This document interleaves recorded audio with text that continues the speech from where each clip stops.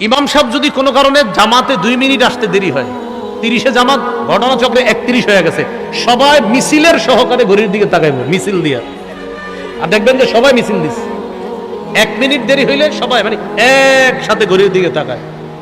যদি 2-3 মিনিট হয়ে যায়, 4-5 মিনিট, এই তখনই পুরা মসজিদ কথা বলা শুরু হয়ে যায়। ঘটনা কি এই সেই, এই হলো হালাত। কেন ভাই মসজিদে আছেন, ওনার 2 মিনিট দেরি হয়েছে, 2 মিনিট সুবহানাল্লাহ বলেন আপনি। আপনারা একটু প্রথমে আমারে বলেন, ঠিক আছে 2 মিনিট দেরি হয়েছে, এই 2 মিনিট কি আপনাদের গুনাহ হয়েছে মসজিদে? তাহলে মসজিদে আপনার কেন এমন টেনশন? যখন আপনি ভোটার আইডেন্টি কার্ড বা কিছু বানাইতে যান, ফজরের আগে গিয়ে সিরিয়াল ধরে সারাদিন নাস্তা দুপুরের খাবার না খায়া বাস অপেক্ষা করতেছে, প্রস্রাব করতেও যায় না যদি কোনো সমস্যা হয়ে যায়। সুযোগগুলা কাজে লাগান, সময়গুলা কাজে লাগান। রাসূলুল্লাহ সাল্লাল্লাহু আলাইহি সাল্লাম বলেন, ফিতনার জামানায় ইবাদত করা আমি নবীর কাছে হিজরত করার সমতুল্য হয়ে যায়।